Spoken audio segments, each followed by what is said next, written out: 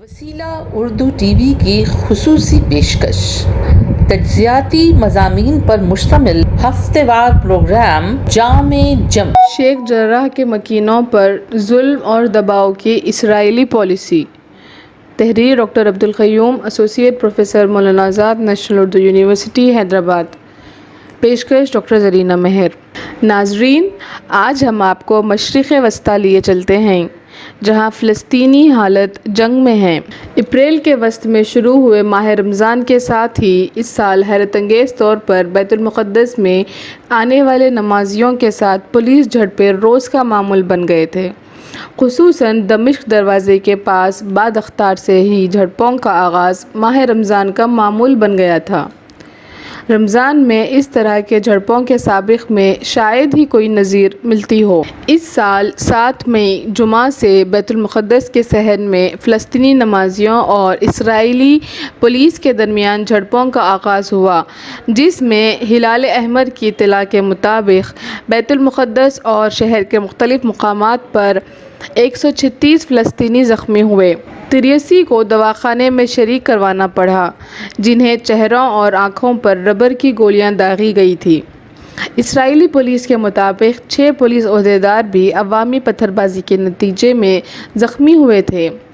اس تنوع کے درمیان پیر 10 مئی کو یوم یروشلم جلوس کے دوران اسرائیلی فلسطینیوں کے خلاف نعرے لگاتے، فقرے کستے ہوئے گزرنے کے نتیجے میں نہ صرف ماحول میں تناؤ اور کشیدگی پیدا ہوئی بلکہ یہودیوں اور اسرائیلیوں کے درمیان تصادم بھی ہوا، جس میں 7 فلسطینیوں کے مارے جانے کی اطلاع تھی۔ اطلاعات کے مطابق یہ جلوس مشرقی یروشلم کے شیخ جرح علاقے سے گزر رہا تھا۔ یوم یروشلم اس سال 9 مئی کی شام سے 10 مئی کی شام تک منایا گیا۔ یہ یوم 1967 کی جنگ میں مشرقی یروشلم پر اسرائیل کے قبضے کی یاد میں منایا جاتا ہے۔ 9 مئی کو وزیر اعظم نیتن یاہو نے اپنے بیان میں کہا کہ ہم پرزور طور پر یروشلم میں کسی تعمیر پر دباؤ کو رد کرتے ہیں۔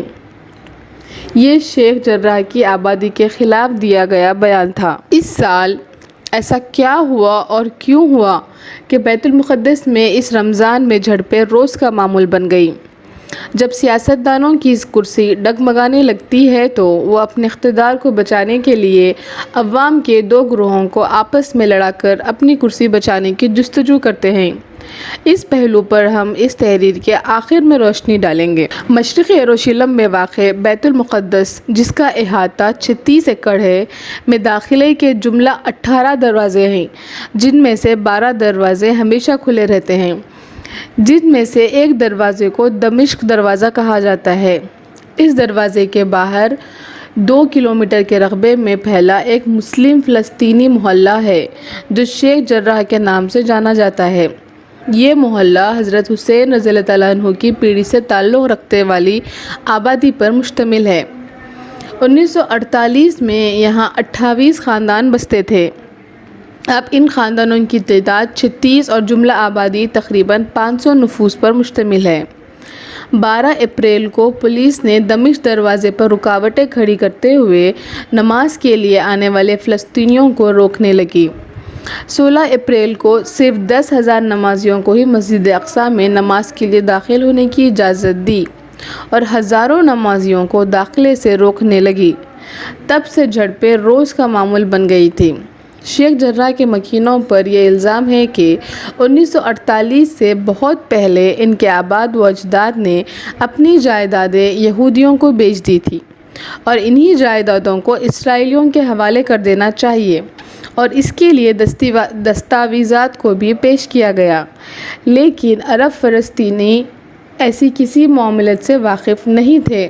2020 سے 13 فلسطینی خاندانوں کو گھر خالی کرنے کی نوٹسیں 1970 کے ایک قانون کے تحت دی گئی، جس کے مطابق یہودیوں کو جو کسی زمین پر دعویٰ رکھتے ہوں تو اسے حاصل کرنے کا وہ قانونی حق رکھتے ہیں۔ شیخ جرح نام صلاح الدین ایوبی کے شخصی معالج شیخ زاویہ جرح کے نام پر ہے۔ 1201 میں ان کی قبر پر ایک مقبرہ تعمیر کیا گیا۔ اس علاقے میں سلطنت عثمانیہ کے دور کا ایک محل تھا، جو اب ہوٹل میں تبدیل ہو گیا ہے۔ یہ علاقہ خوبصورت باغات سے مزین ہے۔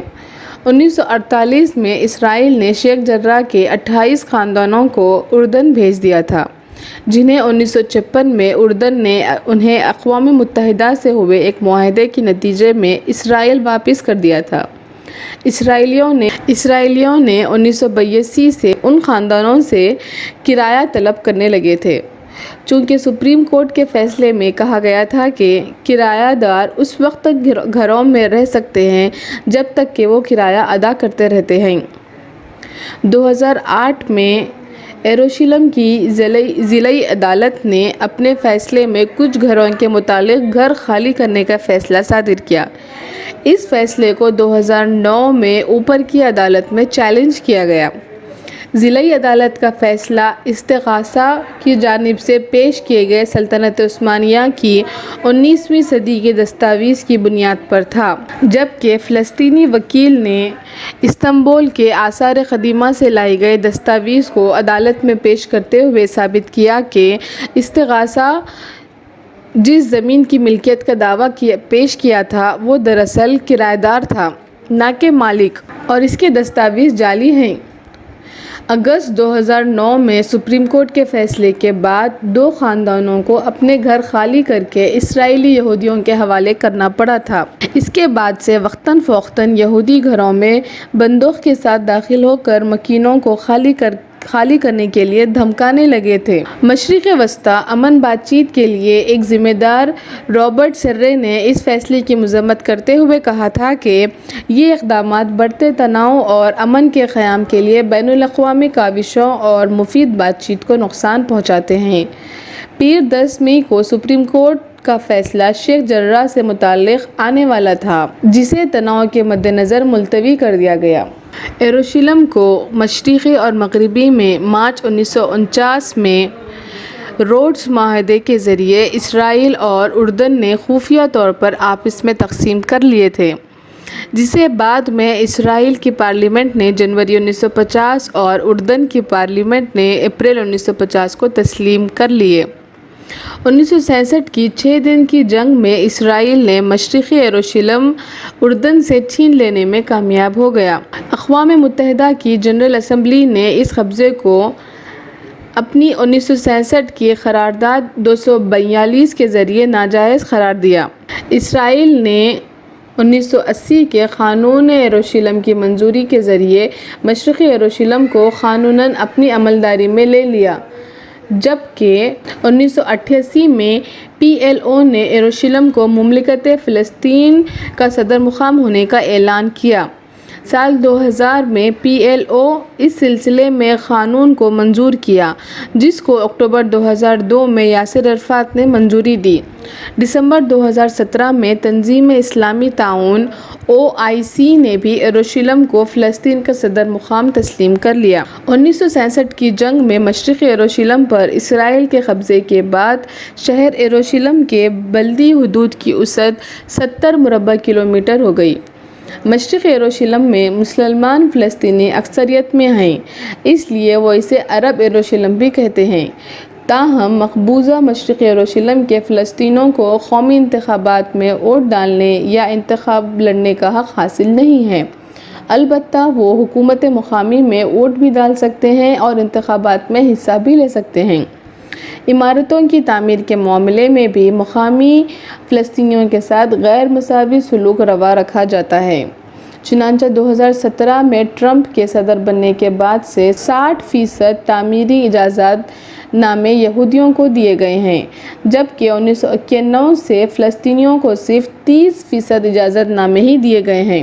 باعتبار آبادی اسرائیل 2020 کے اعداد و شمار کے مطابق اب اسرائیل میں 6.2 ملین اسرائیلیوں کے مقابلے میں 5.8 ملین عرب آبادی ہے۔ اسرائیلی پارلیمنٹ کے 2 سال میں 23 مارچ کو ہوئے چوتھے پارلیمانی انتخابات میں 120 نشستیں وزیر اعظم بنجامن نتن یاہو کی لیکوڈ پارٹی صرف 30 نشستیں حاصل کر کے سب سے بڑی جماعت کے طور پر ابھری، جبکہ حکومت بنانے کے لیے 61 اراکین کی اکثریت درکار ہے۔ اس کے باوجود اسرائیلی صدر نے بنجامن نتن یاہو کو 28 دن کے لیے ہی کارگزار وزیر اعظم کے طور پر صدر مقرر کیا، جبکہ نتن یاہو پر رشوت خوری کے الزامات بھی ہیں۔ اقوام متحدہ نے 2016 میں اپنی قرارداد نمبر 2334 کے ذریعے اسرائیل سے مطالبہ کیا تھا کہ بشمول مشرقی یروشلم تمام مقبوضہ علاقوں کا تخلیہ کر دے۔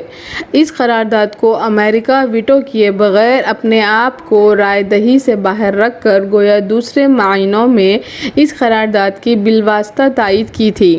نومبر 1947 کی ایک زمین دو مملکت سے متعلق قرارداد 181 کے بعد سے اب تک اقوام متحدہ نے اسرائیل کے خلاف تقریباً 50 قراردادیں منظور کی ہیں۔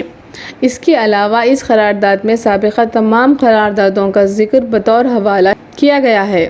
اس کے علاوہ اپریل 2021 کی انسانی حقوق سے متعلق اپنی رپورٹ میں جو بائیڈن نظم و نسق نے تسلیم کیا ہے کہ اسرائیل نے غزہ پٹی اور مغربی کنارے کے علاقوں پر قبضہ کیا ہے۔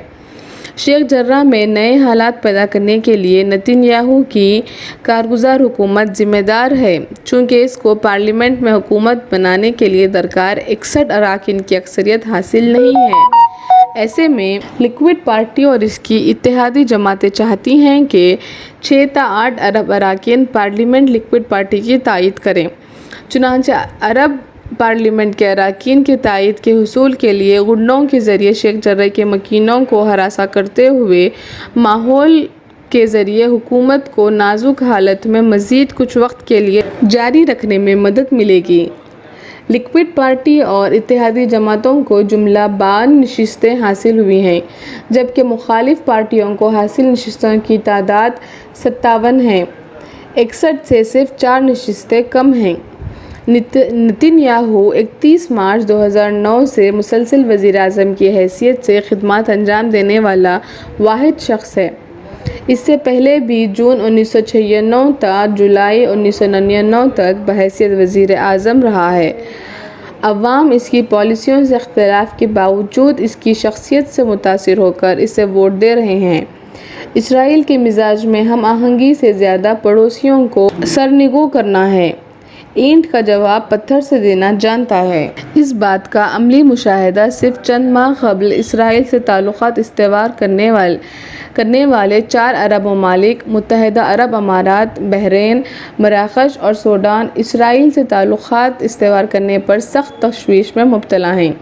چنانچہ 7 مئی کو مسجد اقصیٰ پر اسرائیلی افواج کی بربریت پر فکرمندی کے اظہار کے لیے متحدہ عرب امارات نے اسرائیلی حکام کو طلب کر کے مسجد اقصیٰ میں تشدد کی ذمہ داری کو قبول کرتے ہوئے تناؤ کو کم کرنے کے اقدامات پر توجہ دینے کی تاکید کی ہے۔ مراکش کے شاہ محمد ششم نے جو کچھ ہوا اس پر گہرے تعلق خاطر کا اظہار کرتے ہوئے ان خلاف ورزیوں کو ناقابل قبول اور تناؤ کو ہوا دینے والا قرار دیا ہے۔ سعودی عرب نے بھی کہا ہے کہ شیخ جرح میں درجنوں فلسطینیوں کو ان کے گھروں سے بے دخل کرنے کی حکمت عملی کو ناقابل قبول قرار دیا، جبکہ ایران اور ترکی نے شدید رد عمل کا اظہار کرتے ہوئے کہا کہ وہ دنیا کو متحرک کرنے کے لیے کچھ بھی کریں گے، خصوصاً اسرائیل کی دہشت گردی اور قبضوں کے خلاف مسلم دنیا کو متحرک کریں گے۔ عالمی رائے عامہ بھی اس وقت اسرائیل کے سخت خلاف ہیں۔ اردن کے عوام اپنی سرحد پار کر کے اسرائیل میں جانے کے لیے اپنی ہی فوج سے بھیڑتے ہوئے دیکھے گئے ہیں۔ آئندہ ہفتے ہم غزہ پر اسرائیلی حملے کا تفصیلی جائزہ لیں گے۔ ہم اپنی گفتگو اس غالب کے شعر پر ختم کرنا چاہیں گے۔ وہ اپنی خوں نہ چھوڑیں گے، ہم اپنی وضع کیوں بدلیں؟ وہ اپنی خوں نہ چھوڑیں گے، ہم اپنی وضع کیوں بدلیں؟ سبک سر بن کیوں پوچھیں کہ ہم سے سرگرا کیوں ہوں؟ وسیلہ اردو ٹی وی کی خصوصی پیشکش، تجزیاتی مضامین پر مشتمل ہفتہ وار پروگرام جام جم